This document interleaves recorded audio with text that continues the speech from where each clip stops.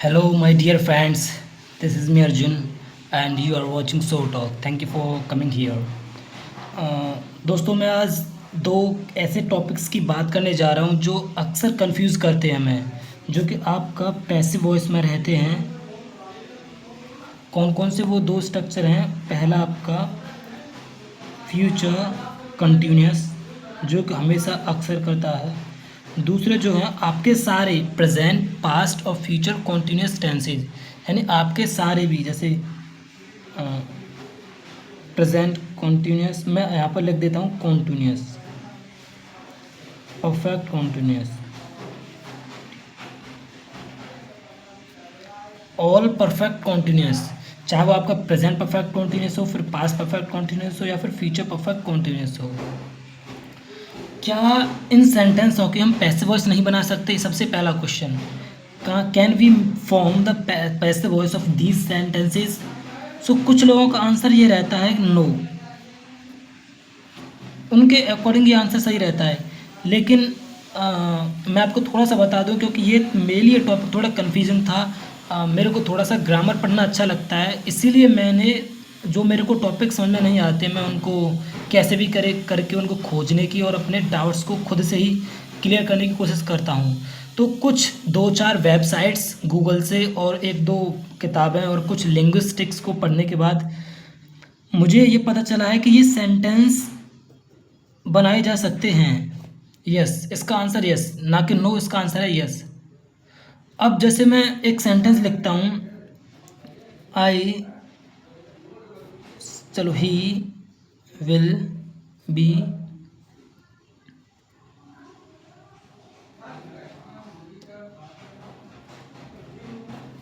Beating me, he will be beating मी, ये आपका active voice है। इसका मतलब हो गया, आपको पता है कि वो मुझे पीट रहा होगा। अब क्या मैं इस सेंटेंस का पैसिव वॉइस नहीं बनाता? सबसे पहले तो मैं आपकी एक बात क्लियर कर देना चाह रहा हूँ, sorry for that, but it's not about this topic. ये जो मैं समझा रहा हूँ आपको, इसका फ्यूचर कॉन्टिन्यूस और परफेक्ट कॉन्टिन्यूस से कोई लेना देना नहीं है। एक्चुअली होता क्या है कि जितने भी आपके पैसिव वॉइस होते हैं, हम जब 10th स्टैंडर्ड में और 12th स्टैंडर्ड में पढ़ते हैं पैसिव वॉइस को, तो जनरली हम देखते हैं जैसे कि आई will B beaten by him, यानी बाई का अक्सर यूज़ करते हैं हम सेंटेंस, जबकि ये सेंटेंस केवल आपके एकेडमी तक ही सीमित रह जाता है। आप इस तरह के सेंटेंस कभी भी स्पीकिंग में यूज़ नहीं करते हो, क्योंकि पैसिव वॉइस हम तभी बनाते हैं जब आपके पास सब्जेक्ट अवेलेबल नहीं है, आपके पास डूअर नहीं है, यानी किसी भी इस काम को करने वाला इंसान है ही नहीं। तो जब हम मेनली काम के बारे में बात करते हैं और एक्शन के बारे में बात करते हैं, यानी जिस इंसान पर एक्शन हुआ है, जिस चीज़ पर एक्शन हुआ है, उसके बारे में बात करते हैं, तो हम वहाँ पर बाई का यूज़ ना करें तो ज़्यादा बेटर रहता है।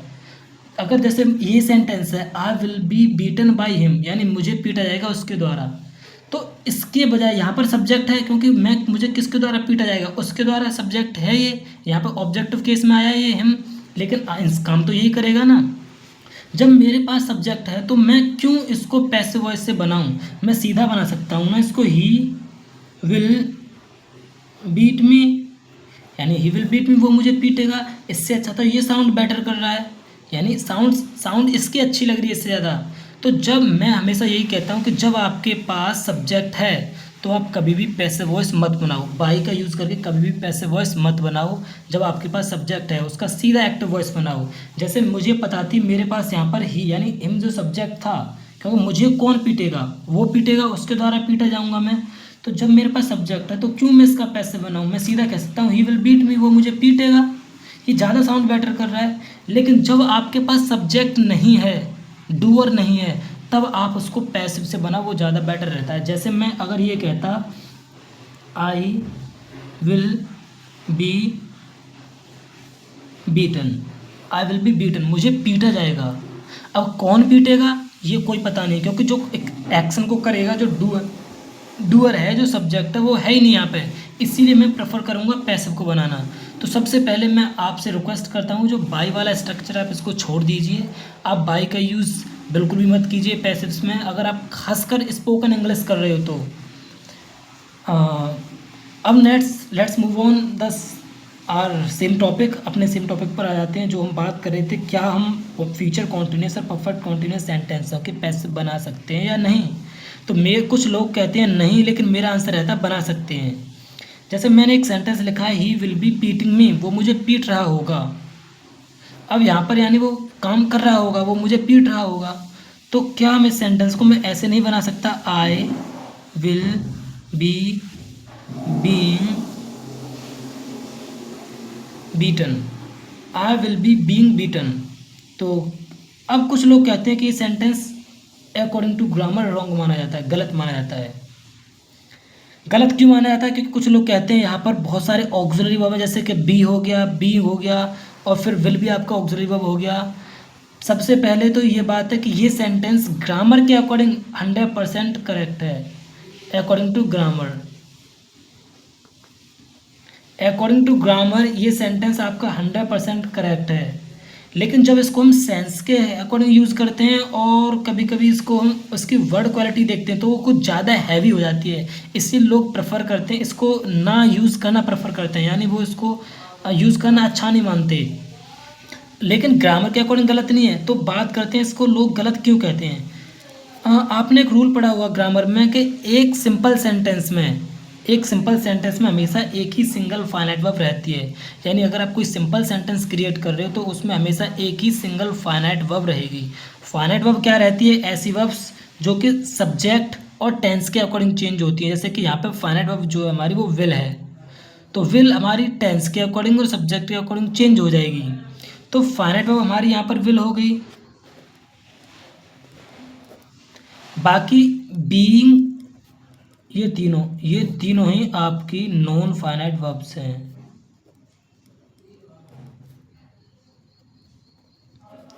अब मैंने यूट्यूब पर एक वीडियो देखी थी जिसमें एक मैम समझा तो बहुत अच्छे रहे थे, हालांकि मैं उनके बारे में गलत नहीं बोलूँगा, बहुत अच्छे से समझा रहे थे। लेकिन उन्होंने एक सेंटेंस में, जो कि फ्यूचर कॉन्टिन्यूस का ही सेंटेंस था, मुझे इतना याद नहीं कि ये नहीं था, कोई दूसरा सेंटेंस था, हालांकि था फ्यूचर कॉन्टिन्यूस का ही।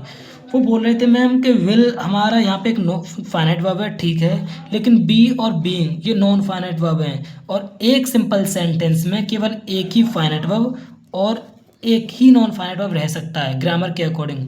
अगर आप दो या दो से अधिक नॉन फाइनाइट वर्ब यूज़ कर रहे हो तो वो गलत माना जाएगा। लेकिन भाई साहब ये कोई भी सत्यता नहीं है, ये सत्य नहीं है कि आप एक सिंपल सेंटेंस में केवल एक ही नॉन फाइनाइट वर्ब यूज़ कर सकते हो। हाँ, आपको एक ही फाइनाइट वर्ब यूज़ करनी है, ये सत्य है। आप एक सिंपल सेंटेंस में दो फाइनाइट वर्ब नहीं यूज़ कर सकते, लेकिन एक सिंपल सेंटेंस में आप एक या दो से अधिक या एक से अधिक नॉन फाइनाइट वर्ब्स यूज़ कर सकते हो। आपका सेंटेंस बिल्कुल भी गलत नहीं होगा। जैसे कि मैं बी के बारे में बात करूं तो यहाँ पर बी जो आपका किस तरीके से आता है, मैं इसको, ये आपका ग्रामर में बेयर इन्फिनेटिव कहलाता है। आपका बेयर इन्फिनेटिव वो इन्फिनेटिव होता है जिनके आगे हम टू हाइड करके लिखते हैं, यानी टू को शो नहीं करते, टू को छिपा के रखते हैं। जब बात करें हम बीइंग की, तो जो ये बीइंग है, ये जो बीइंग है आपका, ये प्रेजेंट पार्टिसिपल है, जो कि किसी भी एक्शन को प्रोग्रेसिव फॉर्म में दिखाता है। नाउ अगर हम बात करें दिस वन बीटन, ये आपका पास्ट पार्टिसिपल है। सॉरी गाइस, आप बाहर से अगर नोट सुन रहे हो तो मेरा इंटेंशन इस वीडियो को बनाने का केवल इतना था कि मैं आपको थोड़ा सा इसके बारे में समझा पाऊँ जो मैंने सीखा है, क्योंकि मुझे लगा कि जो कन्फ्यूजन मेरे को है वो शायद मेरे जो ब्रदर्स एंड सिस्टर्स हैं और जो पढ़ रहे हैं शायद उनको भी कहीं ना कहीं ये कन्फ्यूजन होगी। तो शायद अगर ये वीडियो आपकी थोड़ी सी भी हेल्प करती है तो बस मैं समझूंगा कि मेरी मेहनत थी, वर्थ थी। जो मेरी मेहनत थी वो मेरा टाइम वेस्ट करना नहीं था, मेरा इसका रिजल्ट आया। मुझे अपने लाइक से सब्सक्राइब से कोई लालच नहीं है, आप बिल्कुल भी मत लाइक कीजिए, बिल्कुल भी मत सब्सक्राइब कीजिए, केवल वीडियो को देख लीजिए। अगर आपको वीडियो अच्छी लगी है तो बस एक बार कमेंट्स में अपना एक कॉम्प्लीमेंट एज अ मोटिवेशन दे दीजिए, जिससे मुझे लगेगा कि हाँ मेरी वीडियो कुछ वर्थ थी, फिल्मिंग वर्थ थी। तो हम बात कर रहे थे आई विल बी बीइंग बीटन, यानी मुझे पीटा जा रहा होगा। अब बात ये, सेंटेंस ग्रामेटिकली 100% करेक्ट है, ये गलत नहीं है, क्योंकि हमारे पास एक सिंगल फाइनाइट वर्ब है जो कि हमें एक सिंपल सेंटेंस में चाहिए होती है। बाकी हमारे पास 3 नॉन फाइनाइट वर्ब हैं जो कि बिल्कुल भी गलत नहीं है। आप एक या एक से अधिक नॉन फाइनाइट वर्ब्स यूज़ कर सकते हो सिंगल सेंटेंस में। तो क्वेश्चन ये है कि फिर लोग इसको यूज़ क्यों नहीं करते हैं। तो सबसे पहले इसकी जो बी की साउंड है ना वो डबल आ रही है यहाँ पे, और ये साउंड थोड़ी ऑकवर्ड फील करने लगती है। जैसे I will be being beaten, आप खुद बोल के देख रहे होंगे बी बीइंग बीटन, ये थोड़ी सी ऑकवर्ड और एक क्लमजी टाइप से साउंड करता है, इसलिए लोग प्रेफर करते हैं इसको ना यूज़ करना। तो इसके बजाय वो सीधा एक्टिव वॉइस को यूज़ कर लेते हैं। जैसे कि इसको या तो वो ये कर सकते हैं, समवन विल बी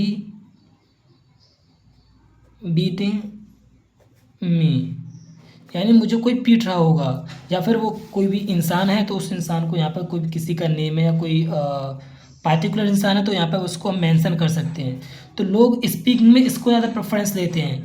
तो मेरा I hope you will get my point, आप समझ गए होंगे कि ये सेंटेंस गलत नहीं है, लेकिन हम इसको इंग्लिश स्पोकन में यूज़ नहीं करते हैं। हालांकि ग्रामेरियंस के अकॉर्डिंग और ग्रामर के अकॉर्डिंग ये सेंटेंस करेक्ट है।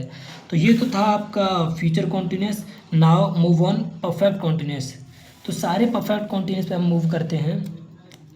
अब पहले आप एक सिचुएशन समझिए, प्लीज़ फोकस कीजिए।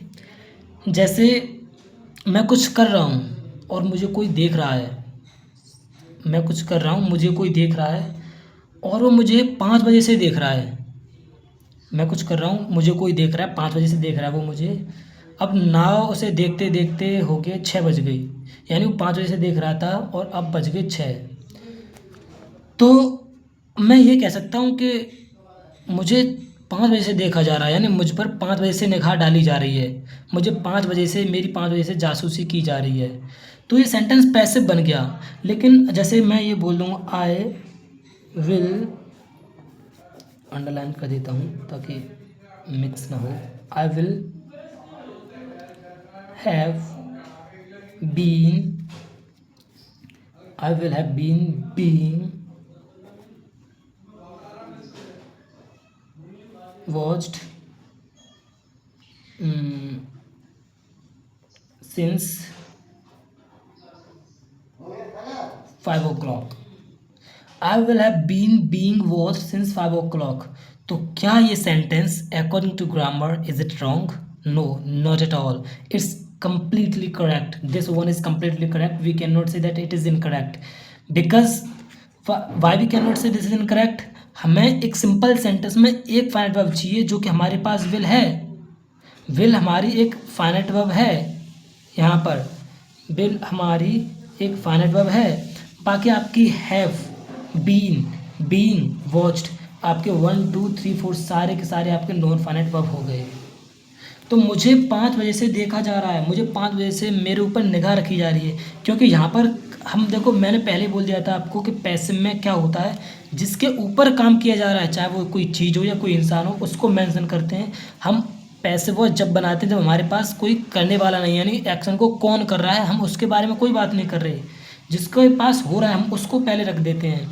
तो जैसे I will have been being watched, मेरे ऊपर I will have been being watched, will जो कि आपके टेंस को दे रहा है, हैव जो कि आपके परफेक्ट को दिखा रहा है, और हैव के साथ एक्शन थर्ड का यूज़ करते हैं क्योंकि परफेक्ट तभी बनता है, आपने ग्रामर में पढ़ा है। विदाउट हैव के आप जब भी हैव का यूज़ करोगे आपको परफेक्ट V3 का यूज़ करना है। हालांकि कुछ केसेज हैं जैसे जब ये पोजेसन दिखा दे तो हम उसके बाद नाउन लेके आते हैं, यहाँ पे V3 आ गया, कंटिन्यूटी दिखाने के लिए बीइंग आ गया, और ये पैसिव से इसके ऊपर काम हो रहा है तो वॉच्ड आ गया। तो I will have been being watched since 5 o'clock, यानी मेरे ऊपर 5 बजे से नज़र रखी जा रही है, मुझे 5 बजे से देखा जा रहा है। तो according to grammar this is completely correct, 100% correct. लेकिन लोग आई विल, अब आप सुनने में आपको कैसा लग रहा है, एक बार गौर से सुनो। I will have been being watched since 5 o'clock, I will have been being watched since 5 o'clock। ये थोड़ी सी क्लमजी ऑकवर्ड साउंड कर रहा है, इसीलिए लोग प्रेफर करते हैं इसको ना यूज़ करना, हम इसको यूज़ करना अच्छा नहीं मानते। तो instead of using this sentence I will prefer using active voice, इसके बोलने के बजाय मैं प्रेफर करूँगा एक्टिव वॉइस यूज़ करना। जैसे मैं लिख सकता हूँ someone will have been watching me since 5 o'clock, या people will have been watching me since 5 o'clock, someone will have been watching me since 5 o'clock, कोई मुझे 5 बजे से देख रहा है। तो प्रेफर करते हैं स्पोकन में इसको यूज़ करना। अब आप ये नहीं कह सकते कि ये गलत है और ये सही है, दोनों ही, ये भी सही है और ये भी सही है, हालांकि इसका कम यूज होता है। तो आई होप आप समझ गए होंगे। अगर आपको ये वीडियो थोड़ा सा भी अच्छा लगता है तो बस प्लीज़ एक कमेंट कर दीजिए अच्छा सा, और वही मेरा एक मोटिवेशन होगी। मुझे कोई भी आपका लाइक, और अगर आपकी इच्छा है तो आप अपनी इच्छा से कर सकते हो, अगर आपको थोड़ा सा भी सीखने को मिला है, बाकी कोई प्रॉब्लम नहीं। बस मेरा इंटेंशन था कि आपको ये पॉइंट में समझा पाऊँगा। अगर आपको इससे भी अधिक वीडियो में सीखना है, इसको और क्लैरिफिकेशन चाहिए, तो मैं बता देता हूँ आपको। क्योरा पे जाइए, आप गूगल पे क्योरा पे जाइए और वहाँ पे आपको 2-4 वेबसाइट मिलेंगी। गूगल पे आप सर्च कर सकते हो can future continuous and all perfect continuous be formed in passive voice। आप जाके इस टेक्स्ट को और इसको आप वहाँ पे जाके टाइप कर सकते हो, तो आपको अपना आंसर मिल जाएगा। वहाँ पे आपको 2-4 वेबसाइट मिलेंगी और उन वेबसाइट को आप जाके खुद से सर्च कर सकते हो। Thank you for watching this video. Bye bye, take care.